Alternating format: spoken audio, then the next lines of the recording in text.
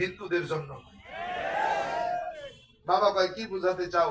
বললাম বাবা তেমন কিছু না, একটা মন্ত্র বলেই আমি ইনশাল্লাহ আপনাদের থেকে দোয়া নিয়ে বিদায় হব। উত্তরায়ণ বেদের একখানা মন্ত্র বাবার কাছে বললাম, বাবা এই উত্তরায়ণ বেদের মন্ত্রখানা অর্থ করেছেন, ব্যাখ্যা করেছেন ডক্টর বেদ প্রকাশ উপাধ্যায়, যিনি 10টা ভাষার উপরে পিএইচডি করেছেন। এই ডক্টর বেদ প্রকাশ উপাধ্যায় তার লিখিত কল্কি অবতারে 33 নম্বর পৃষ্ঠার মধ্যে এই মন্ত্রের ব্যাখ্যা করছেন। তিনি বলেন, লা ইলাহা ভর্তি পাপম ইল্লু ইলাহা পরম পাদম জন্ম বৈকুণ্ঠ পৈনুতি তজপিনাম মোহাম্মদ। বলে মানে কি? বলে ডক্টর বেদ প্রকাশ উপাধ্যায় বলেন, দুনিয়ার জমিনে হিন্দুরা শোনো, যদি তুমি নিজেকে হিন্দু দাবি করতে চাও দুটা জিনিস মনে প্রাণে মেনে নাও। বলে 1 নম্বর, লা ইলাহা ভর্তি পাপম ইল্লু ইলাহা পরম পাদম। যদি তুমি পাপ থেকে মুক্তি পেতে চাও, পাপগুলোকে পুণ্যের দ্বারা পরিবর্তন করাতে চাও,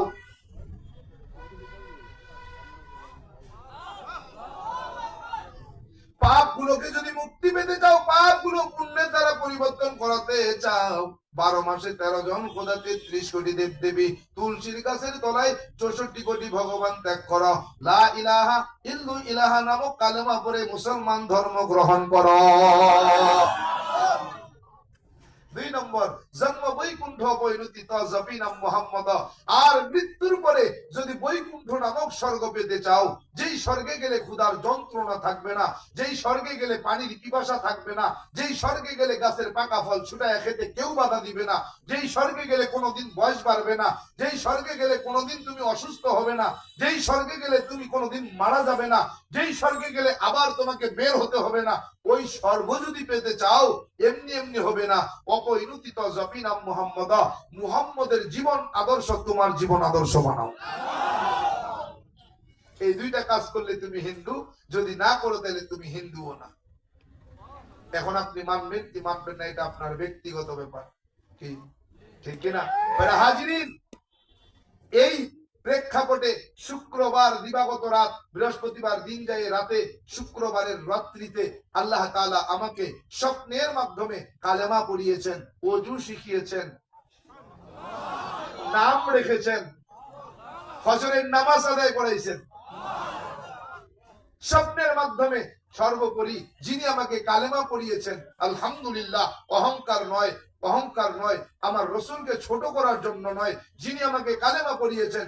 স্বপ্নের ব্যাখ্যা যখন করেছিলাম, আমার শায়েখ ও মুর্শিদ কুতুবুল আলম সৈয়দ ফজলুল করিম রহমাতুল্লাহি আলাইহি এই স্বপ্নের ব্যাখ্যা করে দিয়েছিলেন। তিনি বলেছিলেন, বাবা স্বপ্ন যদি তোমার সত্য হয়, এর মধ্যে যদি কোনো ধোঁকা না থাকে, তাইলে শোনো, যিনি তোমাকে ওযু শিখিয়েছেন, কালেমা পড়িয়েছেন, নাম রেখেছেন, ফজরের নামাজের ইমাম হয়েছেন, তিনি আর কেউ নয়, তিনি ছিলেন আমাদের নবী, বিশ্ব নবী, শেষ নবী মুহাম্মদ আরবি, মুহাম্মদ রাসূলুল্লাহ সাল্লাল্লাহু আলাইহি ওয়াসাল্লাম।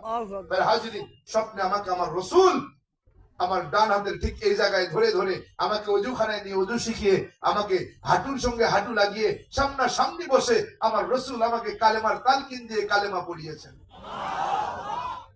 যদি কোনো সময় আসি ইনশাআল্লাহ তাআলা আপনাদেরকে পুরো জীবনীটা শুনিয়ে দেব। তবে শর্ত, আমি 11টার পরে বয়ান করি না, এটা আমার তবিয়তে নাই, আমি পারি না। কারণ আমার শায়েখ ও মুর্শিদ বারবার নসিহত করছেন, বাজান সারা রাত ওয়াজ করা যায়, শোনাও যায়, কিন্তু ফজরের নামাজ কাজা হলে বাজান নাজাত পাওয়ার আর কোনো উপায় নেই। কি এজন্য যদি কোনো সময় আসি, আমি আবারও বলছি, আমি সব সময় বলি, আমাকে আপনারা 9টা স্টেজ দিবেন, 11টা পর্যন্ত বয়ান করবো, লম্বা সময় 2 ঘন্টা। কি ঠিক আছে না? ইনশাআল্লাহ।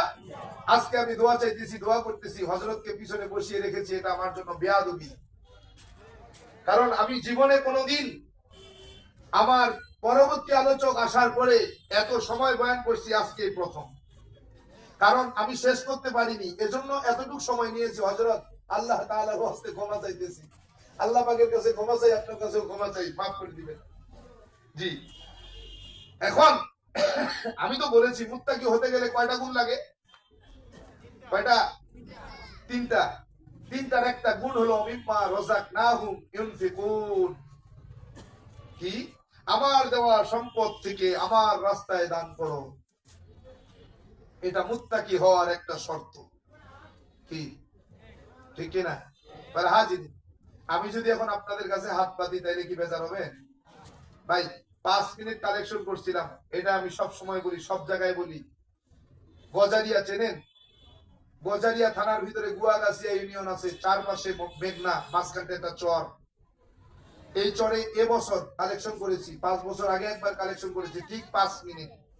5 মিনিটে ওই সেই 5 বছর আগে কালেকশন হয়েছিল 42 লক্ষ টাকা।